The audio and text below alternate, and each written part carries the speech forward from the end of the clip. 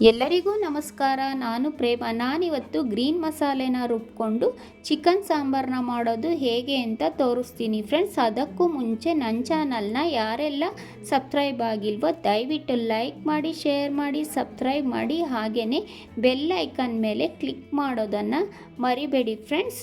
ಬನ್ನಿ ಈಗ ಸಾಂಬಾರನ್ನ ಹೇಗೆ ಮಾಡೋದು ಅಂತ ನೋಡೋಣ. ನಾನು ಮೊದಲಿಗೆ ಕೊತ್ತಂಬರಿ ಸೊಪ್ಪು, ಪುದೀನ, ಹಸಿಮೆಣಸಿನ್ಕಾಯಿ ಇವೆಲ್ಲವನ್ನು ಬಿಡಿಸಿ ಇಟ್ಕೊಂಡು ರೆಡಿ ಮಾಡ್ಕೊಂಡಿದ್ದೀನಿ ಫ್ರೆಂಡ್ಸ್. ಹಾಗೆಯೇ ಒಂದು ಮಿಕ್ಸಿ ಜಾರ್ನಲ್ಲಿ ಸ್ವಲ್ಪ ಶುಂಠಿ, ಒಂದು 2 ಗಡ್ಡೆವಷ್ಟು ಬೆಳ್ಳುಳ್ಳಿ ಕೂಡ ನಾನಿಲ್ಲಿ ಮೊದಲೇ ಬಿಡಿಸಿ ಇಟ್ಕೊಂಡಿದ್ದೆ.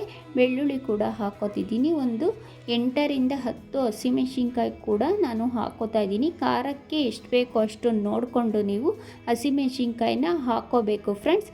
ಹಾಗೆಯೇ ಸ್ವಲ್ಪ ಕಾಳುಮೆಣಸು ಕೂಡ ನಾನಿಲ್ಲಿ ಹಾಕ್ಕೊಂಡು, ಒಂದು ಸ್ವಲ್ಪ ಚಕ್ಕೆ, ಲವಂಗ, ಒಂದು ಅರ್ಧದಷ್ಟು ಟೊಮೊಟೊ ಹಣ್ಣು ಕೂಡ ಹಾಕೋತಿದ್ದೀನಿ. ಒಂದು ಸ್ವಲ್ಪ ಪುದೀನ ನಾನು ಯಾವ ಕ್ವಾಂಟಿಟಿಲಿ ತೊಗೊಂಡಿದ್ದೀನೋ ಕೊತ್ತಂಬರಿ ಸೊಪ್ಪು ಸಹ ಅದೇ ಕ್ವಾಂಟಿಟಿಲಿ ನಾನು ಹಾಕೋತಾ ಇದ್ದೀನಿ. ಒಂದು 3ರಿಂದ 4 ಟೇಬಲ್ ಸ್ಪೂನಷ್ಟು ಧನಿಯಾದ ಪುಡಿ ಕೂಡ ಹಾಕ್ಕೊಂಡು ಸ್ವಲ್ಪ ನೀರನ್ನು ಸೇರಿಸ್ಕೊಂಡು ರುಬ್ಕೋಬೇಕು ಫ್ರೆಂಡ್ಸ್. ಈ ರೀತಿಯಾಗಿ ಮಸಾಲೆನ ರುಬ್ಕೋಬೇಕು.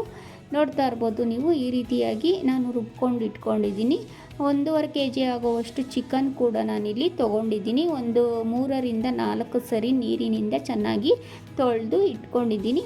ಒಂದು ಸ್ಟವ್ ಮೇಲೆ ಒಂದು ಪಾತ್ರೆನ ಇಟ್ಕೊಂಡು ಒಂದು 2ರಿಂದ 3 ಟೇಬಲ್ ಸ್ಪೂನಷ್ಟು ಎಣ್ಣೆ ಕೂಡ ನಾನಿಲ್ಲ ಹಾಕ್ಕೊಂಡಿದ್ದೀನಿ. ನೀವು ತುಪ್ಪ ಕೂಡ ಸಹ ಹಾಕೋಬೋದು, ತುಂಬಾ ರುಚಿಯಾಗಿರುತ್ತೆ. ಒಂದು 2 ಈರುಳ್ಳಿ ಕೂಡ ನಾನು ಒಗ್ಗರಣೆಗೆ ಕಟ್ ಮಾಡಿ ಇಟ್ಕೊಂಡಿದ್ದೆ. ಈರುಳ್ಳಿ ಕೂಡ ಸೇರಿಸ್ಕೊಂಡಿದ್ದೀನಿ. ಚೆನ್ನಾಗಿ ಫ್ರೈ ಆಗಬೇಕು, ಈರುಳ್ಳಿ ಕಂದು ಬಣ್ಣ ಬರೋವರೆಗೂ ಫ್ರೈ ಮಾಡಬೇಕು. ಈಗ ಆಗಿದೆ. ಚಿಕನ್ ಕೂಡ ನಾನಿಲ್ಲಿ ಹಾಕೋತಾ ಇದ್ದೀನಿ. ನೀವೊಂದ್ಸರಿ ಈ ಚಿಕನ್ ಸಾಂಬಾರನ್ನ ಮಾಡಿ ತಿಂದವರು ಪದೇ ಪದೇ ಮಾಡಿಕೊಡಿ ಅಂತ ಕೇಳುವಷ್ಟು ರುಚಿಯಾಗಿರುತ್ತೆ ಫ್ರೆಂಡ್ಸ್. ಹಾಗೆಯೇ ಒಂದ್ಸರಿ ಚಿಕನ್ನ ಹಾಕ್ಕೊಂಡು ಮಿಕ್ಸ್ ಮಾಡಿಕೊಂಡು 1 ಟೇಬಲ್ ಸ್ಪೂನಷ್ಟು ಅಚ್ಚ ಪುಡಿ, 1 ಟೇಬಲ್ ಸ್ಪೂನಷ್ಟು ಅರಿಶಿನದ ಪುಡಿ, ಹಾಗೆಯೇ 1 ಟೇಬಲ್ ಸ್ಪೂನಷ್ಟು ಚಿಕನ್ ಮಸಾಲನ ಕೂಡ ಹಾಕ್ಕೊಂಡು ಒಂದ್ಸರಿ ಚೆನ್ನಾಗಿ ಮಿಕ್ಸ್ ಮಾಡ್ಕೋಬೇಕು ಫ್ರೆಂಡ್ಸ್. ನಾವಿಲ್ಲಿ ಮೊದಲೇ ಹಸಿಮೆಣಸಿನ್ಕಾಯಿ, ಮೆಣಸನ್ನು ಕೂಡ ಹಾಕಿರೋದ್ರಿಂದ ನೀವು ಅಚ್ಚ ಪುಡಿನ ನೋಡಿಕೊಂಡು ನಿಮ್ಮ ಖಾರ ಎಷ್ಟು ಬೇಕೋ ಅಷ್ಟು ನೋಡ್ಕೊಂಡು ಹಾಕ್ಕೊಳ್ಳಿ. ಯಾಕೆಂದರೆ ಈ ಟೈಮಲ್ಲಿ ಚಿಕನ್ಗೆ ಅಚ್ಚ ಪುಡಿ ಹಾಕೋದ್ರಿಂದ ಚಿಕನ್ಗೆ ಉಪ್ಪು ಖಾರ ಚೆನ್ನಾಗಿ ಹಿಡಿಯುತ್ತೆ ಅಂತ ಫ್ರೆಂಡ್ಸ್. ಹಾಗೆಯೇ ಈಗ ಒಂದು 5ರಿಂದ 10 ನಿಮಿಷ ಬೇಯೋದಕ್ಕೆ ಬಿಡಬೇಕು. ನೋಡಿ, ಈಗ 10 ನಿಮಿಷ ಆಗಿದೆ. ಈ ರೀತಿಯಾಗಿ ಚಿಕನ್ನು ಬೆಂದಿದೆ ಫ್ರೆಂಡ್ಸ್.